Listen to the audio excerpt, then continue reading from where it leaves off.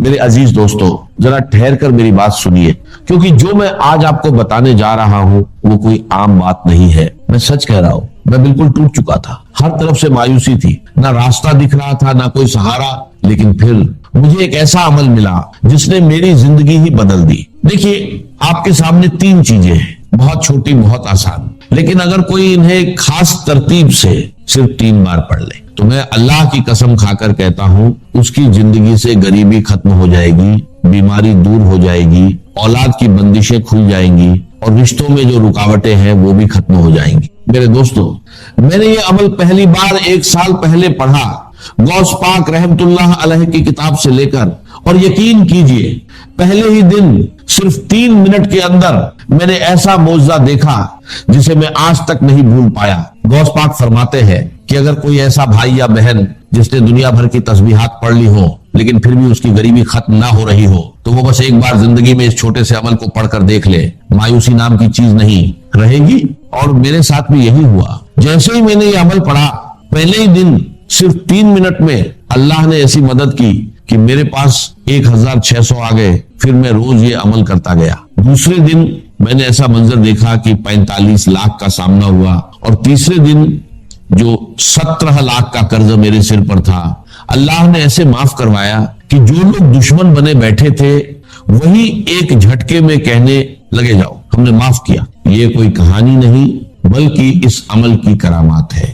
میں اب تک ہزاروں لوگوں کو یہ عمل بتا چکا ہوں اور بہتوں نے اس کا فائدہ دیکھا ہے۔ اگر آپ اسے دل سے پڑھیں گے تو خود حیران رہ جائیں گے کہ پہلے کیوں نہیں پڑھا۔ میں یقین سے کہتا ہوں یہ عمل آپ کی زندگی بدل سکتا ہے، چاہے آپ دنیا کے کسی بھی کونے میں ہو۔ آپ کو بس اتنا کرنا ہے، تنہائی میں بیٹھیں، دل کو جمع کریں، سب سے پہلے یا ربی، پھر یا اللہ، اور آخر میں یا گنی ایک خاص ترتیب سے پڑھنا ہے۔ کئی لوگوں نے صرف کچھ ہی منٹوں میں اس کا اثر دیکھا، گھریلو پریشانیاں کم ہوئی، تنگی دور ہوئی، اور مدد ایسے آئی جہاں سے امید بھی نہیں تھی۔ اللہ جب چاہتا ہے لوگوں کے دلوں میں خیال ڈال دیتا ہے اور مدد خود آپ کے دروازے تک پہنچتی ہے۔ اب دیر مت کریں، کسی بھی وقت تنہائی میں بیٹھیں اور سب سے پہلے درود شریف پڑھ کر یہ عمل شروع کریں۔ اب اگر کوئی بھائی یا بہن کہتا ہے کہ مجھے درود شریف نہیں آتا تو کوئی پریشانی نہیں۔ اگر آپ کو درود ابراہیمی بھی نہیں آتا تو کوئی چھوٹا سا درود پڑھ لیں، صلی اللہ علیہ وسلم پڑھ لیں، یا اللہم صلی اللہ محمد پڑھ لیں۔ کوئی بھی درود شریف پڑھ کر اس عظیم عمل کی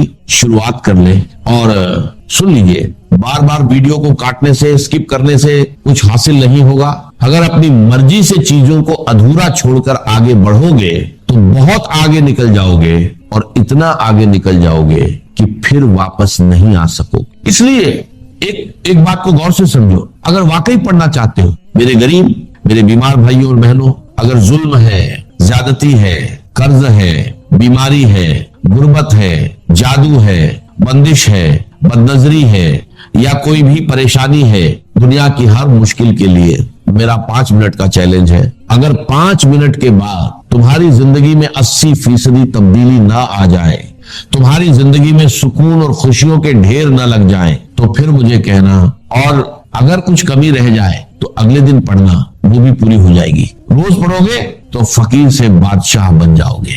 میں گارنٹی سے کہتا ہوں ایک ہی دن میں زندگی بدل جاتی ہے۔ یہ عمل اللہ کو بہت عزیز ہے۔ اور دیکھو، یہ سامنے وظیفے ہے، یا ربی یا اللہ یا گنیو، ہو سکتا ہے تم نے پہلے بھی پڑھے ہوں، لیکن جو ترتیب میں آج تمہیں بتانے جا رہا ہوں وہ تم نے کبھی نہیں سنی ہوگی۔ صرف 20 سیکنڈ کا کام ہے، دن میں، شام میں، رات میں، کسی بھی وقت پڑھ سکتے ہو۔ لیکن میں دعوے سے کہتا ہوں اس عمل کو پڑھنے کے بعد خدا کی قسم، جو لوگ تمہیں تانے دیتے ہیں، جو کہتے ہیں کہ تو در در کی ٹھوکریں کھائے گا، تو لوگوں کے آگے ہاتھ پھیلائے گا، رب کعبہ کی قسم، پورے محلے میں سب سے زیادہ امیر تم ہوگے، پورے خاندان میں سب سے زیادہ مالدار تم ہوگے۔ یہ میرا دعویٰ ہے، میری گارنٹی ہے۔ اب سب سے پہلے جو وظیفہ ہے وہ ہے یا ربی۔ اب دیکھو، یا ربی کا مطلب کیا ہے؟ اے میرے رب، اے میرے پروردگار۔ ہم نے اپنی زندگی میں ہزاروں لاکھوں بار یا ربی پڑھا ہوگا، لیکن آج میں دعوے سے کہتا ہوں جو ترتیب میں تمہیں بتانے جا رہا ہوں وہ تم نے کبھی نہیں پڑھی ہوگی۔ یا ربی یا ربی یا ربی، اس طرح تو بچہ پڑھتا ہے، لیکن اس سے کچھ حاصل نہیں ہوتا۔ آج کیوں ہوگا؟ یہ ایک خاص وظیفہ ہے جسے ایک مقرر ترتیب کے ساتھ پڑھنا ہے، جیسا بزرگوں نے بتایا ہے۔ اس عمل سے غربت، تنگی اور پریشانیاں دور ہو سکتی ہیں۔ مجھے نہ لائکس کی ضرورت ہے، نہ ویوز کی، میں نے یہ صرف ضرورت مند لوگوں کے لیے بنایا ہے. اگر میری بات کسی ایک مستحق تک بھی پہنچ جائے تو وہی میرے لیے کافی ہے. میں نے خود یہ عمل پڑھا اور پہلے ہی دن فائدہ دیکھا، اس لیے چاہتا ہوں کہ ہر پریشان انسان تک یہ بات پہنچے.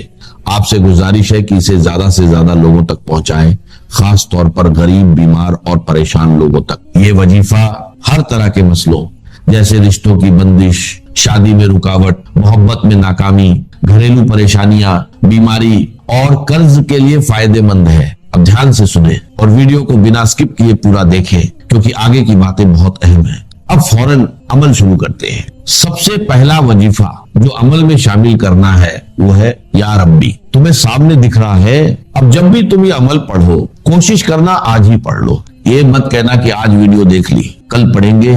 جتنی دیر کرو گے اتنا اپنا نقصان ہے، میرا کچھ نہیں جائے گا. میں تو بتا کر چلا جاؤں گا. بس ایک بات یاد رکھو، ابھی پڑھو ابھی ملے گا. یہ ایک ایسا عمل ہے جو فوراً اثر دکھا سکتا ہے. اگر کاروبار بند ہو، دکان نہ چل رہی ہو یا کوئی مسئلہ ہو تو وہیں بیٹھ کر اسے پڑھ لو. یقین کرو حالات بدل سکتے ہیں اور برکت آ سکتی ہے. لیکن دھیان سے سنو، اگر ترتیب صحیح نہ رکھی یا پہلے حصے کو چھوڑ دیا تو فائدہ کم ہو سکتا ہے. اس عمل کے لیے کوئی دن یا وقت کی پابندی نہیں، مگر اسے تنہائی میں اور پورے دل سے پڑھنا ضروری ہے. سب سے پہلے درود شریف، بہتر ہے درود ابراہیمی پڑھو، پھر بسم اللہ الرحمن الرحیم، اس کے بعد یا ربی یا ربنا، پھر یا اللہ اور آخر میں یا گنی. اگر اسے سچے دل سے پڑھا جائے تو غربت، تنگی اور پریشانیاں دور ہو سکتی ہیں اور زندگی میں برکت آ سکتی ہے. جو لوگ اسے اپناتے ہیں وہ اسے بار بار پڑھتے ہیں اور اپنے حالات میں بہتر بدلاؤ محسوس کرتے ہیں. اب تم نے کیا کرنا ہے؟ تنہائی میں بیٹھ کر ایک بار درود شریف پڑھو. اگر یاد نہیں تو چھوڑ دو، لیکن اگر پڑھ لوگے تو بہتر ہے، کیونکہ کبھی کبھی گناہوں کی وجہ سے وظیفہ قبول نہیں ہوتا اور درود شریف اسے قبول کرا دیتا ہے. اگر آتا ہے تو صرف اتنا پڑھ لو، صلی اللہ علیہ وسلم. اتنا تو ایک بچہ بھی پڑھ لیتا ہے. اگر یہ بھی نہیں آتا تو پھر تم نے کیا سیکھا؟ میرے دوستو، ٹک ٹاک سے کچھ حاصل نہیں ہوگا، یہ تمہیں برباد کر دے گا. اگر زندگی میں کچھ پانا ہے تو کم سے کم ایک بار یہ عمل ضرور پڑھ لو، پھر تم خود ہی روز پڑھنے لگ جاؤ گے. میری طرف سے سب کو اجازت ہے، مجھے تم سے کوئی لالچ نہیں. ہر غریب انسان اس عمل کو پڑھے اور فائدہ اٹھائے. اگر ہاں تو اپنا نام کمنٹس میں لکھ دو. ہو سکتا ہے میں تمہیں نام کے ساتھ الگ سے اجازت دے دوں اور شاید تمہیں زیادہ فائدہ ہو جائے، ورنہ اگر نہ بھی لکھو تو کوئی مسئلہ نہیں، اجازت سب کو ہے. لیکن کوشش کرو کہ اپنا نام ضرور لکھو. اب کرنا کیا ہے؟ سب سے پہلے عمل کا پہلا وظیفہ ایک بار درود شریف پڑھ لو. اگر یاد ہے تو ٹھیک، نہیں تو چھوڑ دو. پھر بسم اللہ الرحمن الرحیم پڑھ کر شروع کرو. پہلی بار پڑھو یا ربی یا ربنا، دوسری بار یا ربی یا ربنا، تیسری بار یا ربی یا ربنا.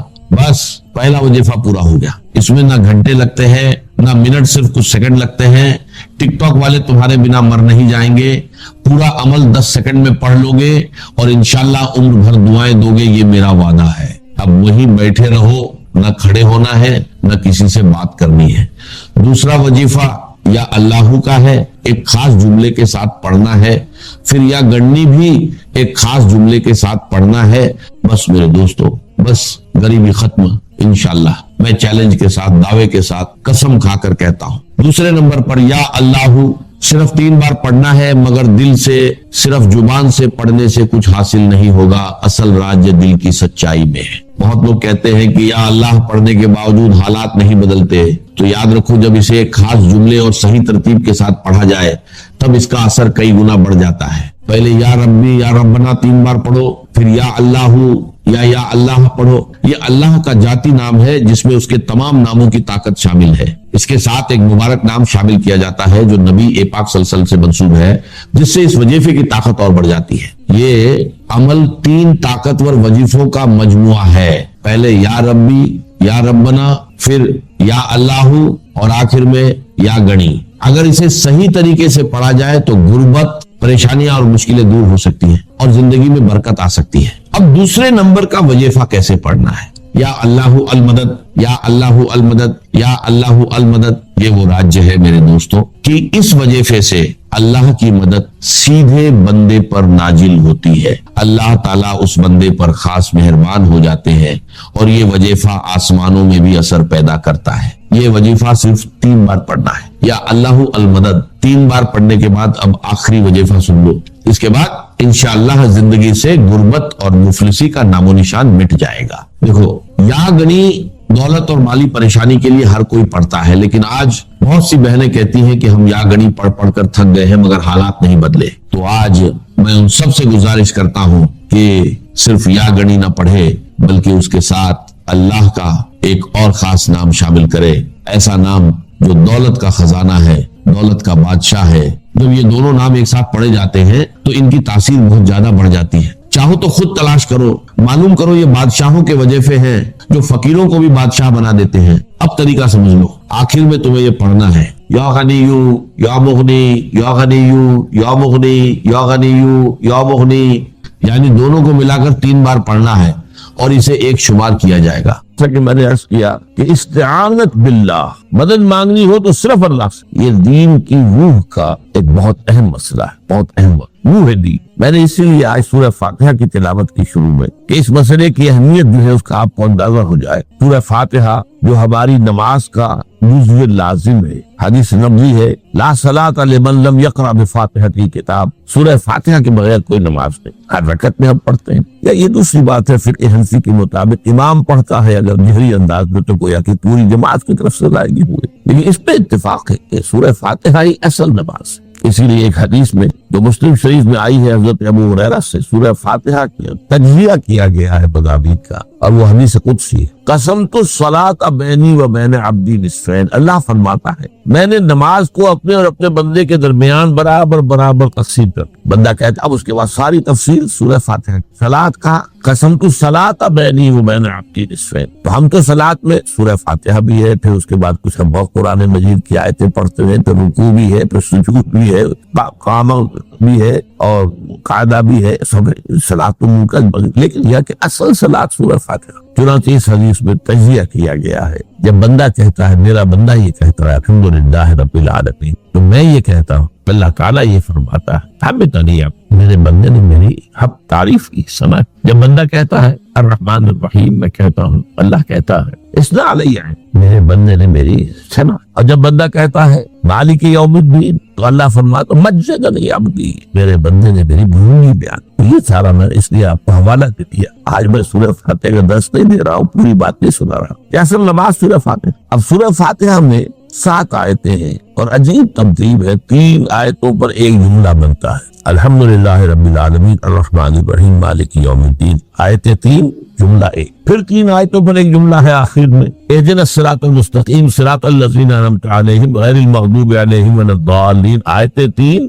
جملہ 1۔ درمیانی آیت ہے 4 نمبر کی، ایاک نعبد و ایاک نستعین، یہ ہے در حقیقت مرکزی آیت۔ مرکزی ہو گئی 3 ادھر 3 ادھر، پھر وہ 3 ایک جملہ، آخری 3 ایک جملہ، اور یہ ایک آیت میں 2 جملے، ایاک نعبد بھی مکمل جملہ ہے، و ایاک نستعین بھی مکمل، اور یہیں پر سورہ فاتحہ کی وہ تقسیم ہوتی ہے آدھی، 3.5 آیتیں ادھر ہیں، الحمدللہ رب العالمین الرحمن الرحیم مالک یوم الدین ایاک نعبد۔ اب واو آ گیا، یہ واو ایسے ہے جیسے کہ آپ ترازو کو پکڑتے ہیں، مٹھ اس کی جو ہے۔ اب 3.5 آیتیں ہیں، وَإِيَّاكَ نَسْتَعِينُ اهْدِنَا الصِّرَاطَ الْمُسْتَقِيمَ صِرَاطَ الَّذِينَ أَنْعَمْتَ عَلَيْهِمْ غَيْرِ الْمَغْضُوبِ عَلَيْهِمْ وَلَا الضَّالِّينَ۔ یہ جو مرکزی آیت ہے اس میں 2 باتوں کا ذکر، ایاک نعبد، ایک تو ہم اقرار کرتے ہیں کہ اللہ ہم صرف تیری ہی بندگی کرتے ہیں اور کرتے رہیں گے، یہ حال اور ماضی، حال اور مستقبل دونوں کو محیط ہے، اور دوسرا وَإِيَّاكَ نَسْتَعِينُ، اور صرف تجھ ہی سے مدد مانگتے ہیں اور مانگتے رہیں گے۔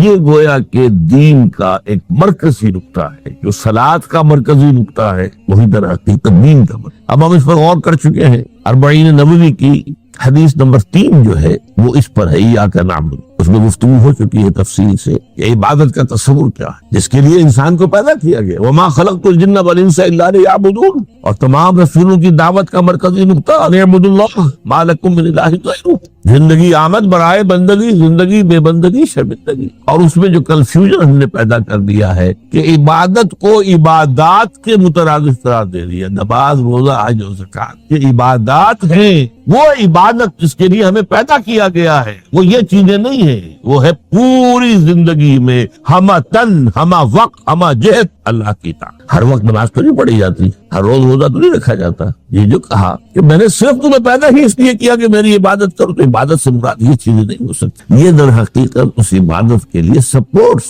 جیسے 4 ستون ہیں ان پر چھت ہے, چھت کو سپورٹ دینے کے لیے ستون ہے. ستونوں کی معنویت بھی تب ہے جبکہ چھت ہو, ورنہ کیا کہیں گے کس لیے کھڑے کر دیے 4 ستون, پاگل تو نہیں کوئی, کس لیے, بٹ فور, جب تک کہ چھت کا تصور نہ ہو. شامیانے کے لیے 4 آپ نے بانس کھڑے کیے ہیں, کس لیے, اس شامیانے کو سپورٹ کر دی.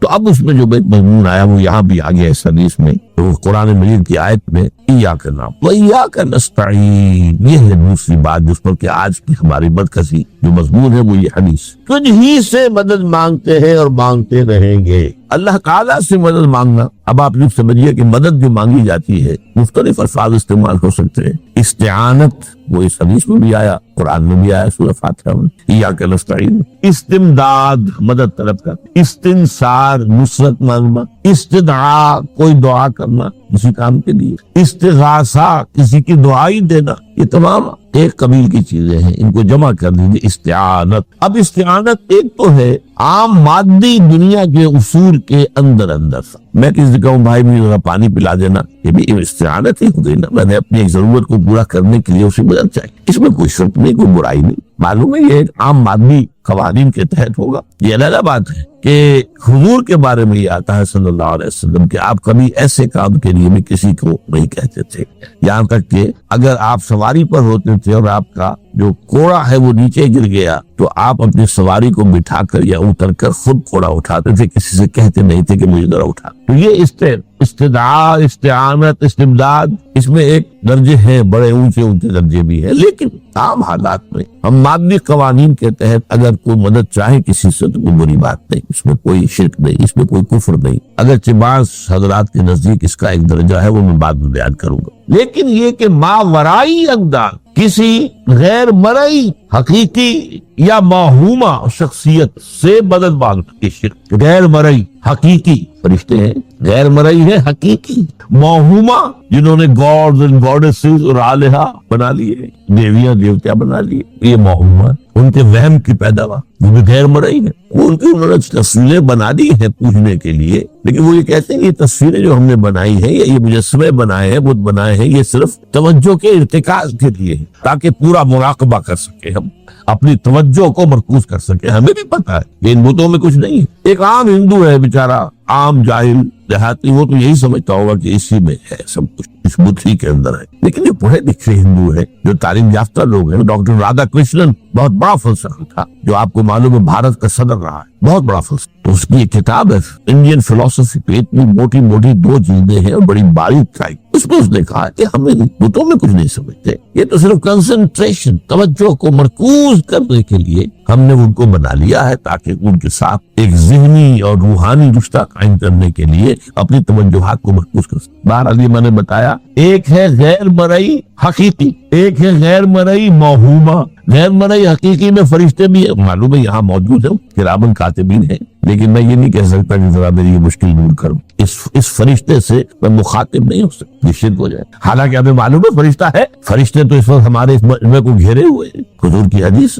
مجتمع قوم فی بیت من بیوت اللہ یتلون کتاب اللہ ویذکرون رسولہ بینہم الا حفتہم الملائکہ وغشیتہم الرحمہ. جب بھی کبھی میرے گھروں سے کسی گھر میں میرے بندے جمع ہوتے ہیں قرآن کو پڑھنے اور سمجھنے کے لیے, سمجھنے سمجھانے کے, تو فرشتے ان کے گرد گھیرا ڈال اور ان پر رحمت چھا جائے اور سکینت ان پر آسمان سے نازل, اور اللہ تعالیٰ ان کا ذکر کرتا ہے فی من عندہ.